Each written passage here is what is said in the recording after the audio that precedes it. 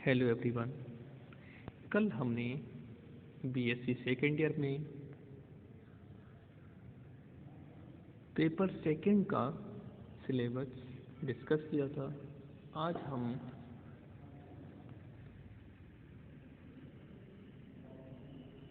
BSc second year में जो आपका पेपर सेकेंड है उसके यूनिट सेकेंड के टॉपिक को डिस्कस करने जा रहे हैं। आपका जो सेकेंड पेपर्स है इसमें इवोल्यूशन की जो थ्योरी है उसके काफ़ी लॉन्ग क्वेश्चंस आते हैं, काफ़ी बार पूछा गया है। तो डिस्कस करते हैं थ्योरीज ऑफ ऑर्गेनिक इवोल्यूशन या लैमार्किज्म। तो लैमार्कवाद क्या है या ऑर्गेनिक एवोल्यूशन की थ्योरी क्या है उसको हम डिस्कस करेंगे। तो बात करते हैं सबसे पहले इंट्रोडक्शन की बात की जाए तो साइंटिस्ट से इनका नाम है Jean Baptiste Pierre Antoine Monet de Lamarck, इनका ये पूरा नाम था। एक फ्रेंच नेचुरलिस्ट था। नेचुरलिस्ट का मतलब जो प्रकृति के बारे में अध्ययन करें वो कहलाते हैं नेचुरलिस्ट, जिसने ऑर्गेनिक एवोल्यूशन का पहला सिद्धांत दिया था।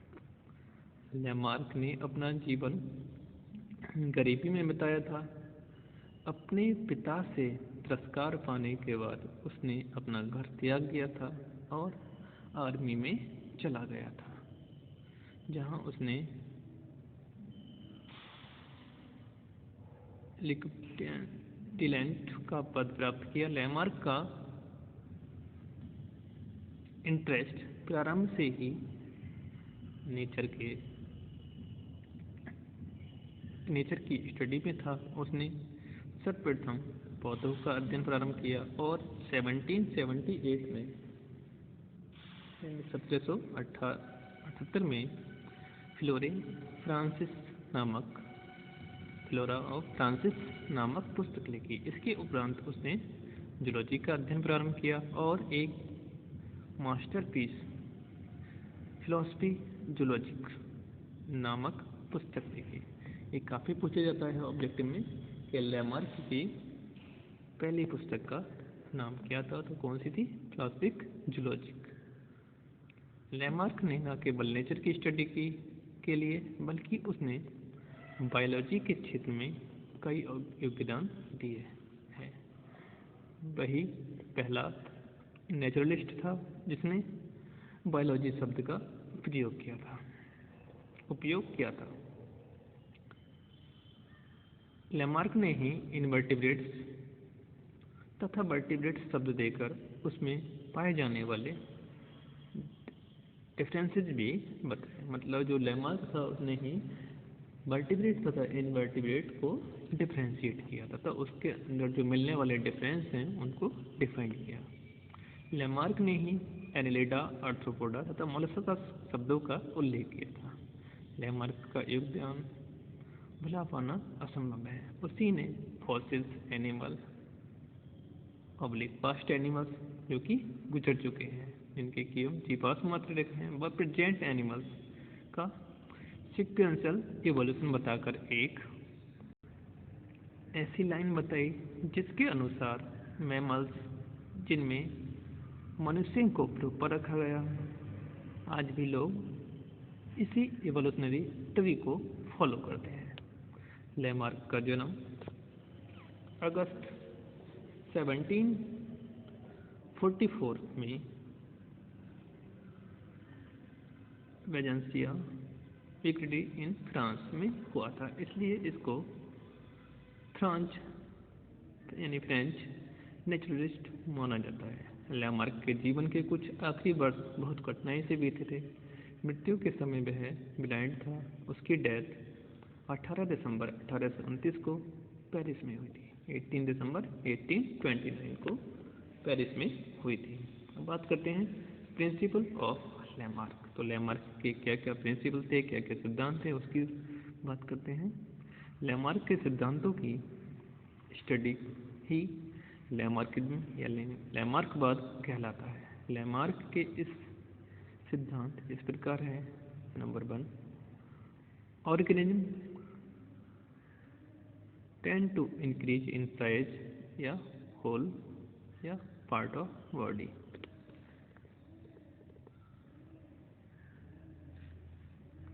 Next, formation of a new organ in the body of an organism give the result of a new need. In this principle, Lamarck said the need initiated the formation of an organism. मतलब कोई भी animals है यानी कोई भी organism है, अगर उसके अंदर किसी न्यू बॉडी पार्ट्स या न्यू ऑर्गन्स की उत्पत्ति हो रही है यानी उसका विकास हो रहा है, तो उसके पीछे कोई ना कोई उसकी ज़रूरत यानी उसकी आवश्यकता या उसका दैनिक जीवन में कोई ना कोई यूज होगा, इसलिए उसकी उत्पत्ति होती है। Next point, if an organ is used continuously and constantly, it will present to become highly developed, whereas the disuse result in the its degeneration.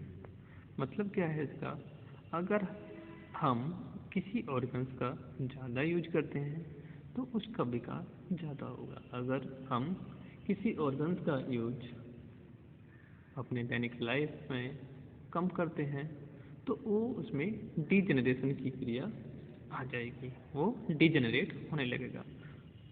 Next point, modification which are acquired during the lifetime of an individual are inherited by the offspring. It means change are accumulated over a period of time, inheritance of acquired characters. मतलब जो acquired characters हैं वो उनकी जो adults होते हैं उनके young months में ही उन्हीं से जाते हैं। अब बात करते हैं एनालिसिस ऑफ प्रिंसिपल्स, मतलब जो लैमार्क के सिद्धांत से उनकी क्या क्या एनालिसिस हो सकती है। तो फर्स्ट प्रिंसिपल की बात करते हैं। यहाँ पर लैमार्क का प्रथम सिद्धांत केवल ग्रोथ को दर्शाता है, मतलब उसमें सिर्फ वृद्धि को ही बात की गई है। ये सिद्धांत एब्सोल्युटली सही है, क्योंकि प्रत्येक लिविंग ऑर्गेनिज्म में पूर्ण शरीर की एवं शरीर के किसी भी भाग की वृद्धि होती है।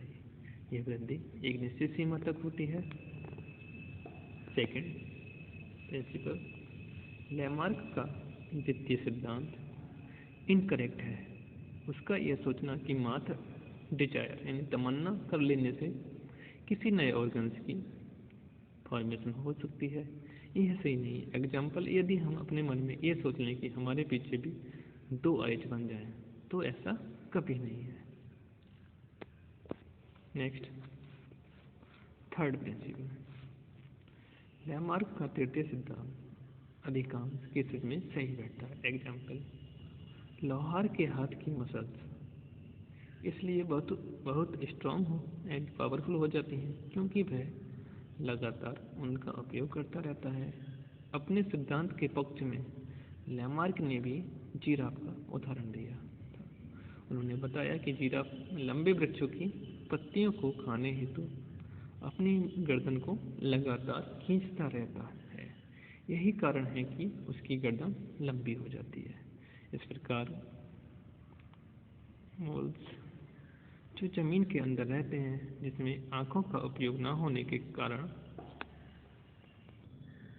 वह रिड्यूस हो जाती हैं। लैमार्क ने एक अन्य उदाहरण स्नेक्स का दिया था, जिसमें उसने यह बताया था कि क्रीपर्स या बरोइंग एनिमल्स होते हैं, इसलिए उसमें लिम्स की कोई नीड नहीं पड़ती।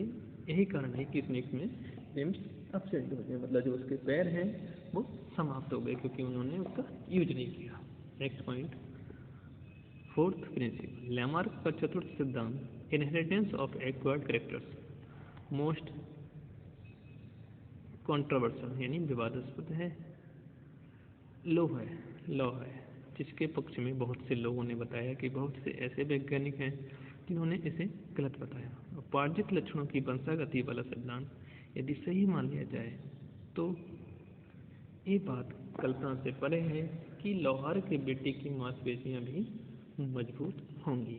इसी प्रकार से स्नेक्स में लेग्स की डिसअपेयरेंस उनकी संतानों में भी दिखा। सर्वाधिक विवादास्पद लैमार्क के इसी नियम में आई इसे गलत कहने वाला पहला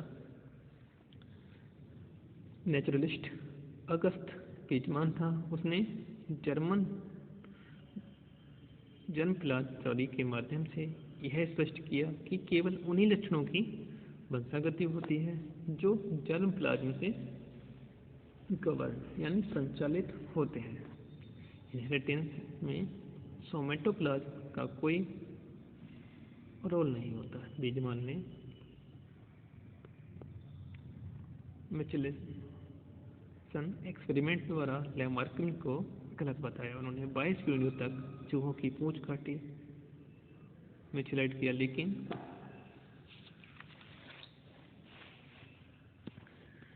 किसी भी पीढ़ी में उनको मिचेलाइटेड संतानें नहीं दिखी। तभी उन्होंने यह कहा कि केवल वही चेंज वंशागत होते हैं जो परमुला जर्मप्लाज्म द्वारा डेवलप होते हैं, जबकि लैमार्क का मानना यह था कि कोई भी लक्षण जो प्राणी द्वारा उसके जीवन काल में एक्वायर किया जाएगा उसकी वंशागति होगी। तो आज हमने लैमार्क के बारे में यानी उसका इंट्रोडक्शन, उसके जन्म के बारे में, उसके बाद उसके कौन कौन से प्रिंसिपल्स दिए उसको डिस्कस किया। कल हम इसके फैक्टर्स को डिस्कस करेंगे। तब तक के लिए धन्यवाद।